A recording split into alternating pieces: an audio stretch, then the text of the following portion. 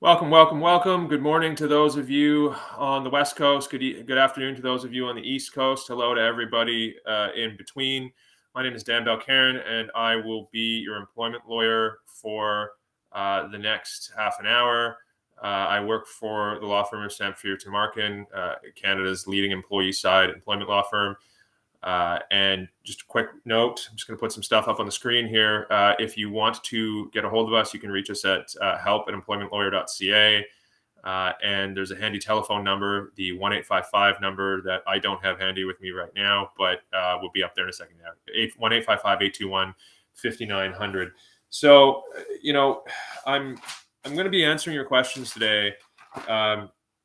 And before I do that, I will just say that the last few months that we've been doing this, or that I've been doing this, 99% of the questions have been about employer vaccine mandatory policies and vaccine mandates from the government. I don't anticipate this session to be any different. So I'm just going to do a quick primer.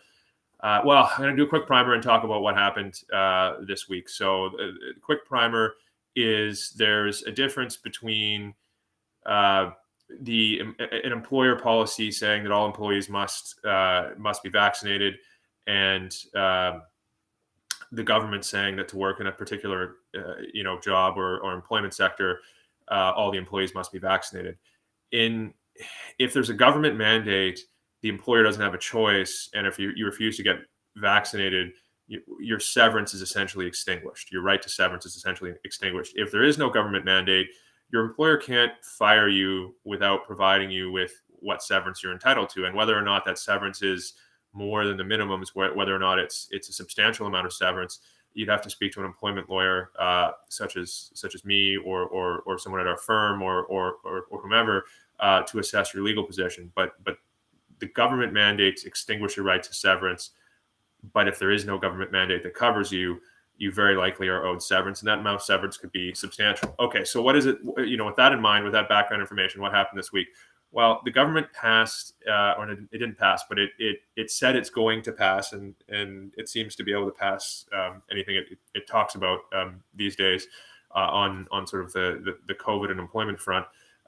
It said that it is going to pass a regulation requiring all federally regulated employees to be mandated. Requiring all federally regulated employees to be vaccinated. So what that means for federally regulated employees who refuse to get a vaccine is that they could be looking at losing their job and losing their right to severance. And also, the government has said that you're disentitled to EI, at least at the first go round, notwithstanding your appeal rights. So you look at overnight losing if you refuse to get a vaccine and you're a federally regulated employee, losing your job, losing your right to severance, and also losing EI. So you could be in very dire financial straits overnight if you are a federally regulated employee.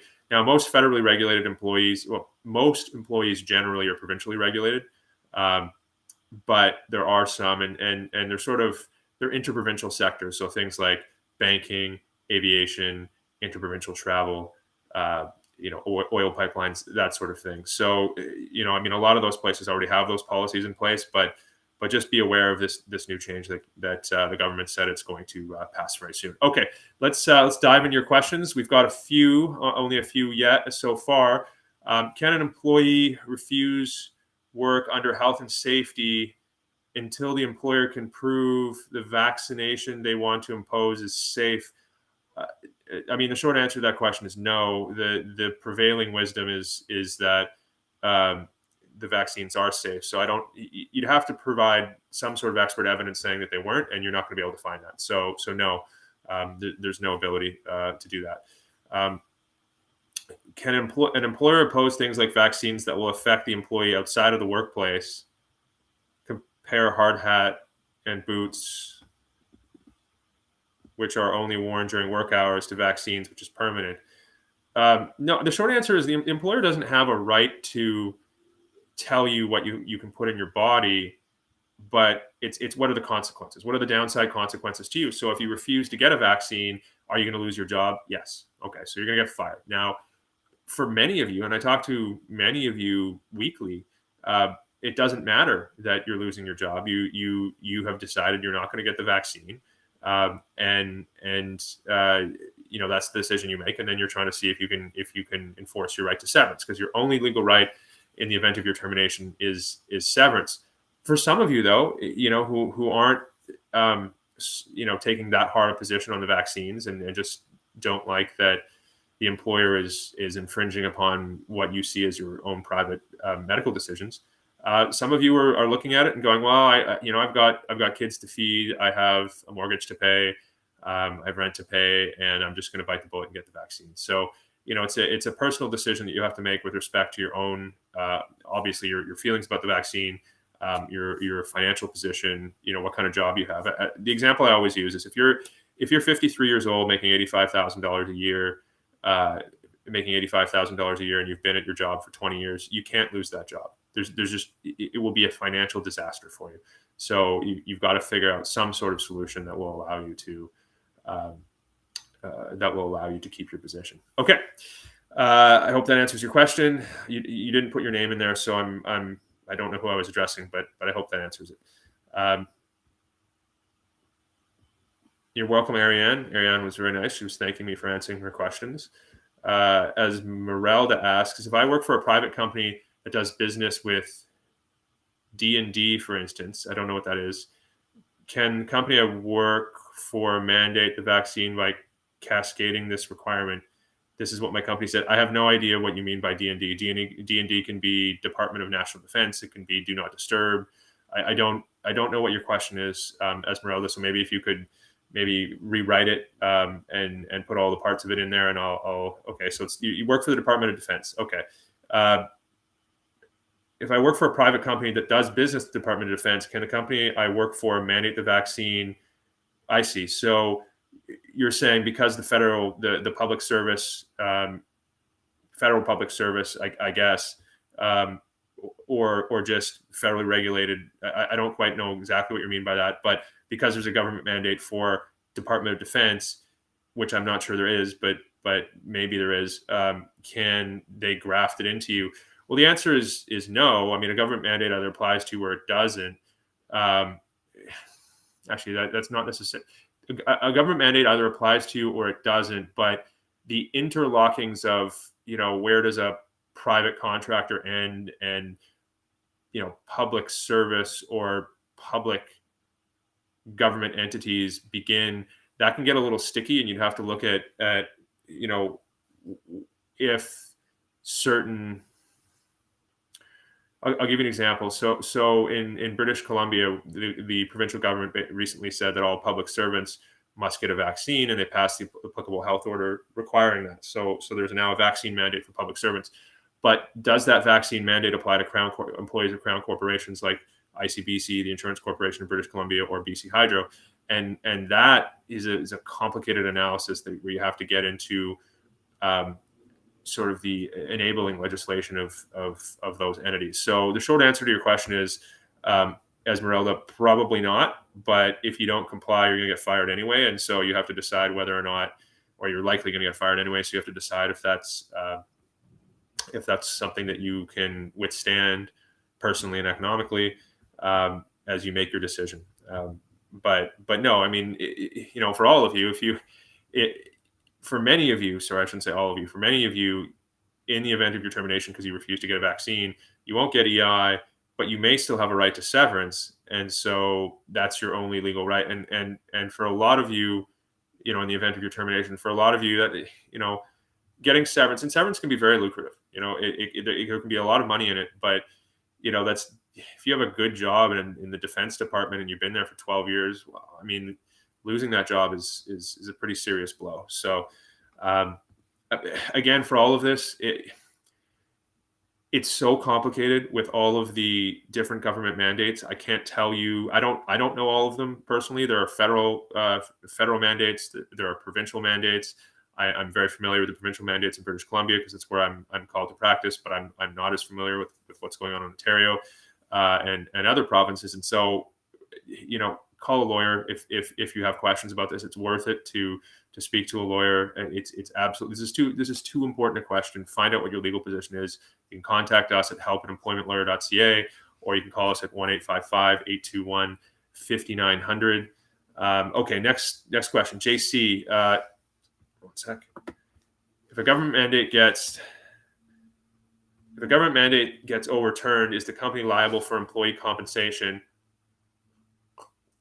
Would the compensation be reimbursed to the company or the employee directly? So no, the answer to all of those questions is no.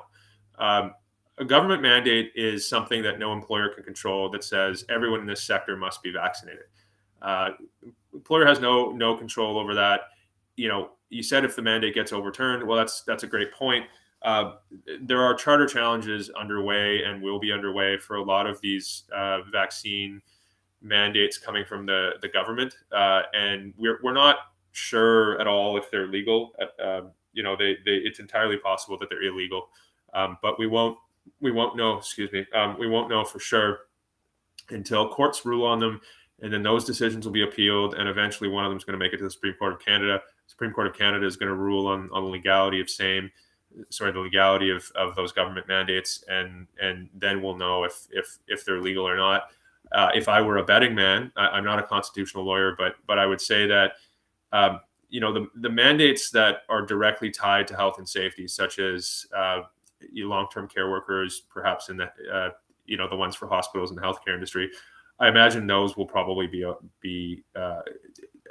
I imagine they'll be legal, or they won't be overturned. But I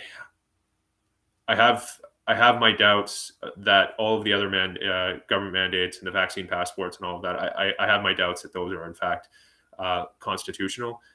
They, for a variety of reasons, I think that they probably fail the test to determine whether or not the government can infringe upon your right to liberty, which is Section 7 of the Charter of Rights and Freedoms, your right to life, liberty, and security of the person, which your right to make your own healthcare decisions falls under. I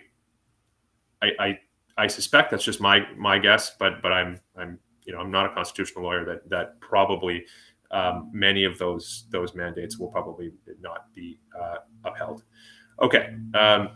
Can my employer, Ted says, can my employer fire me if I have 2 open investigations in the company with HR? Oh, this is not a vaccine. Oh no, there's a vaccine question. Sorry. Fire me if I have 2 open investigations in the company with HR. One for COVID-19 protocol not being followed, and one for bullying and harassment, and another. So that's a third one with the Labor Board of Canada for human rights issues. So it wouldn't be the Labor Board of Canada; it would be the Human Rights Tribunal, either the provincial one or the Federal Human Rights Commission. So, Ted, your employer can fire you at any time. Okay? The question is, are you owed any severance? Do you have any right to severance?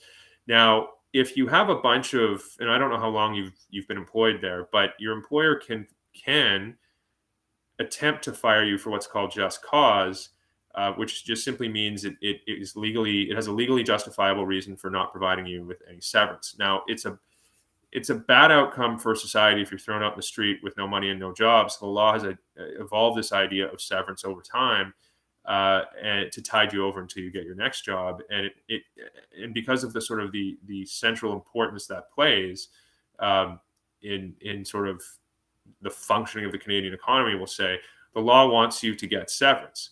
But there are certain ways that you can not be provided, that company can safely not provide you with severance. And one of them is just cause, or that's the primary way they cannot provide you with that, just cause. And that's where they give you 0.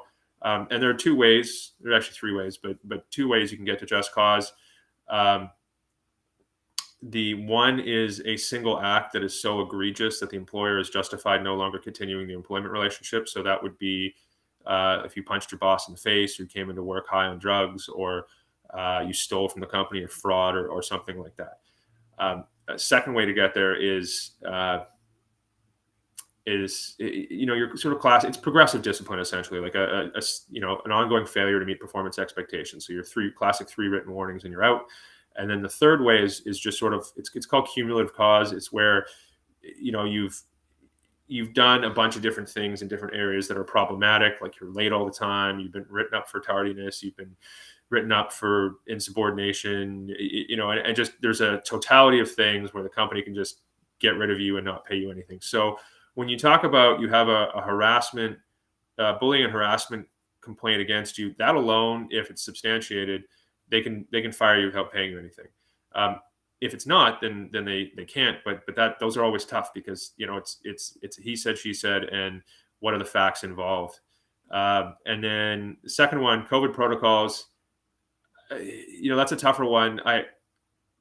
If it depends what you were violating, right? Like if you refuse to get a vaccine, and we've talked about that earlier today in this session. If you were able to do your job by not following the COVID protocols throughout the last year and a half, and then all of a sudden they institute protocols like mandatory testing or you must be vaccinated, and you refuse to follow that, they probably can't terminate you for just cause. So you will get some severance. It just depends on the amount, and that's tailored to your specific legal position, which you need to speak to a lawyer to assess.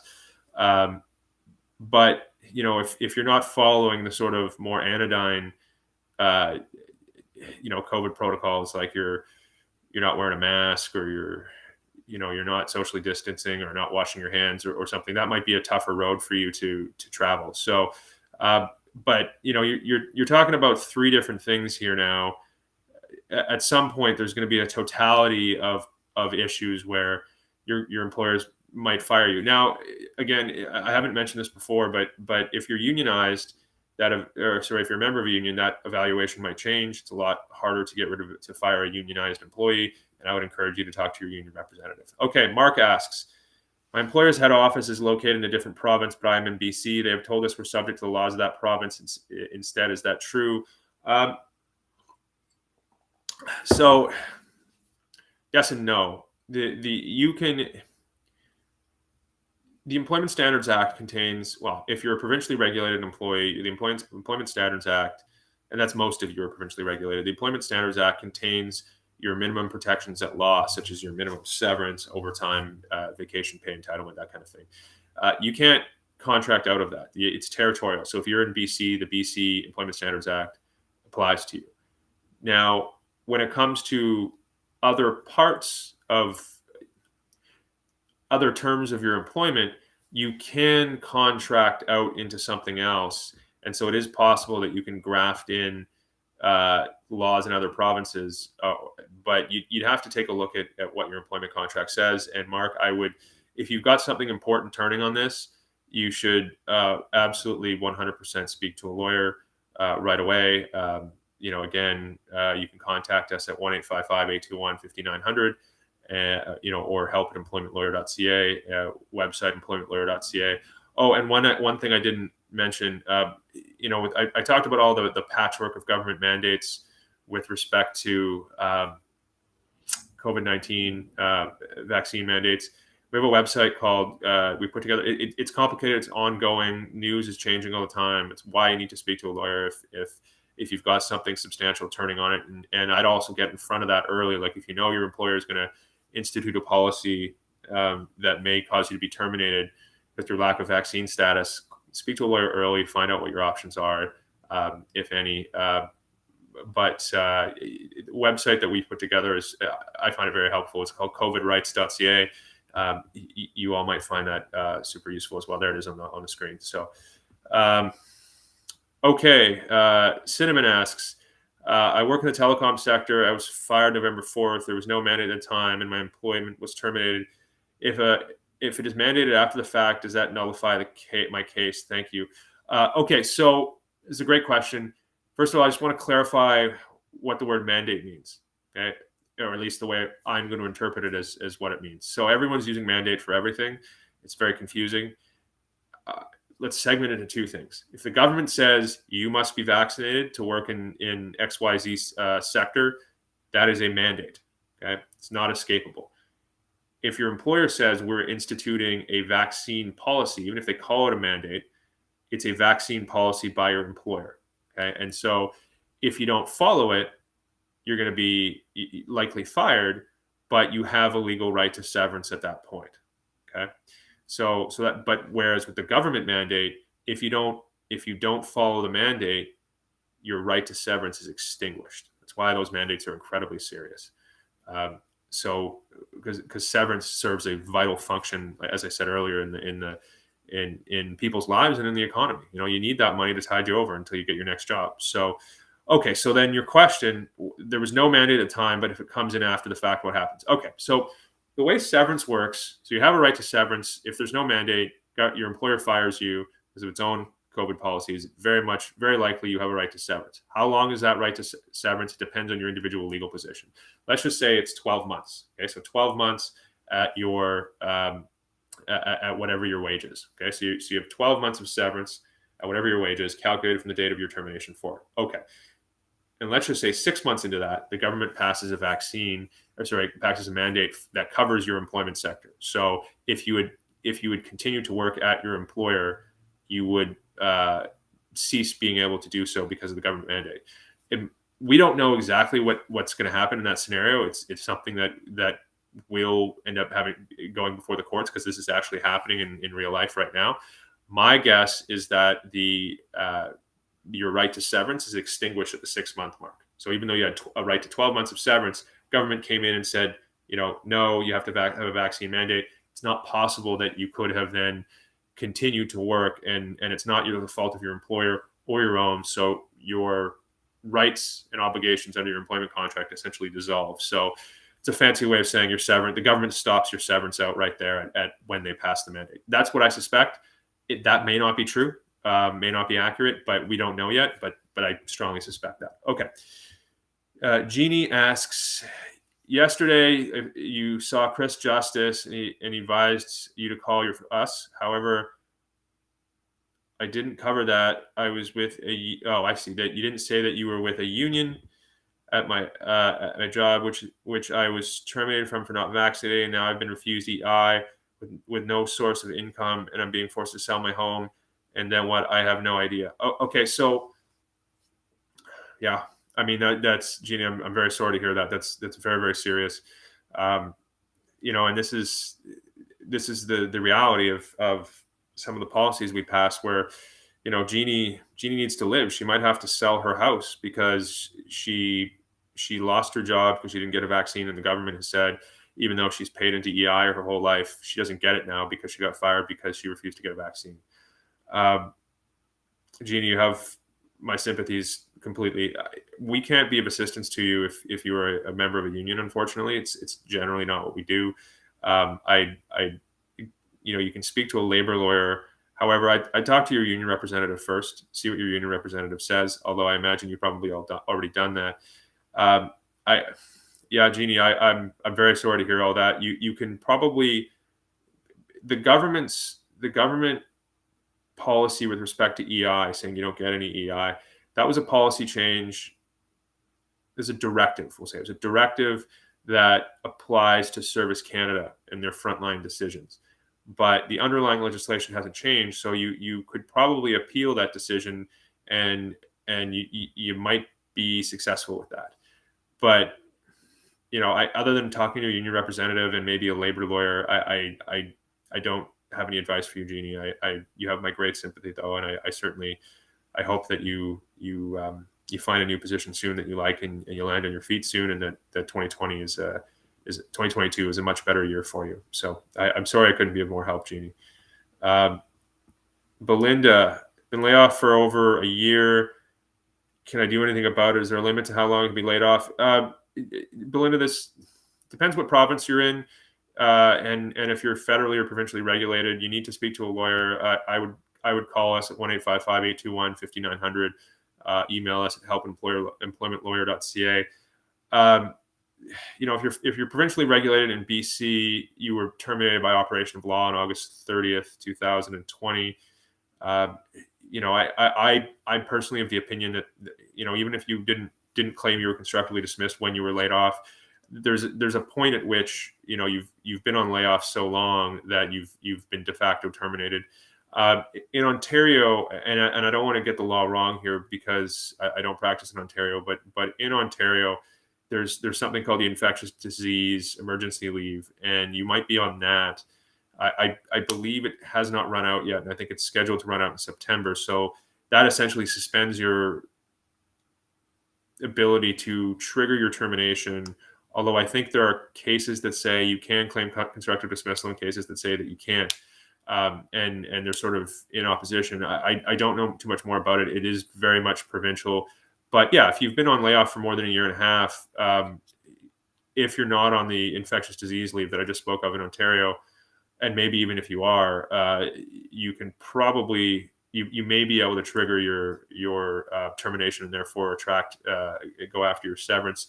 Contact us, helpandemploymentlawyer.ca, 1-855-821-5900. But you need to, Belinda, you need to speak to a lawyer for sure.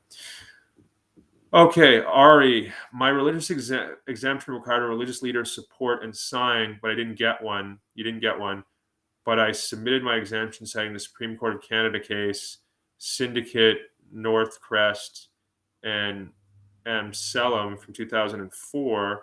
They are now requiring a further follow-up call to further understand my request to determine if they will accept or deny my exemption.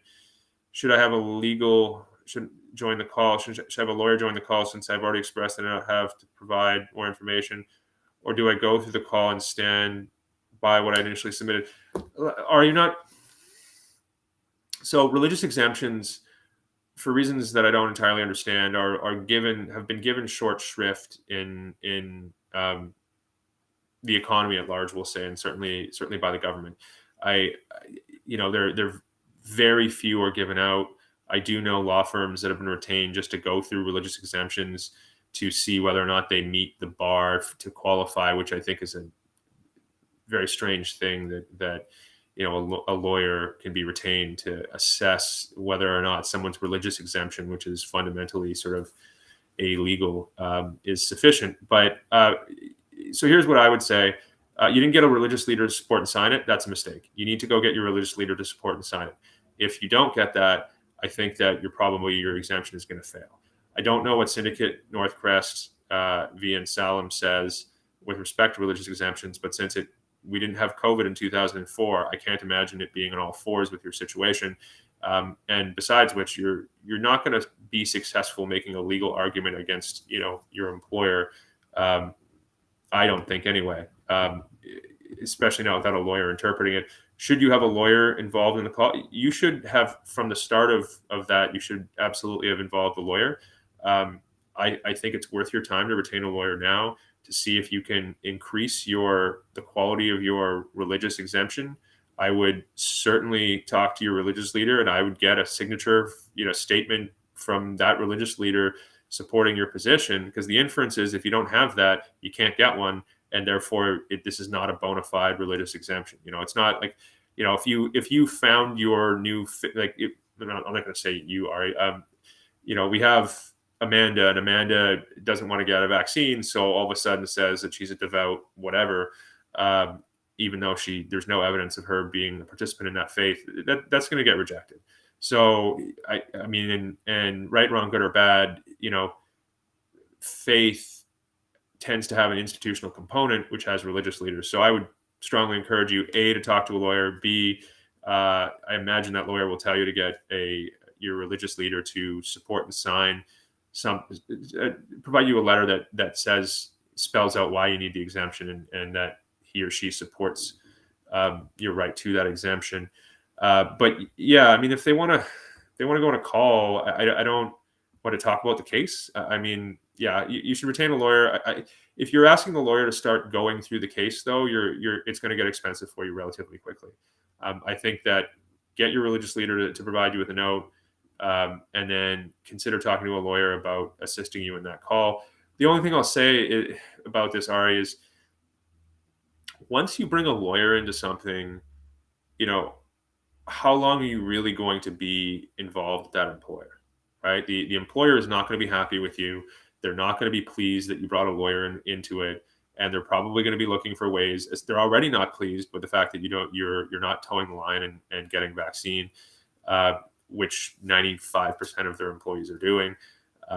So how long if you bring a lawyer into that, how long before they find a way to get rid of you anyway?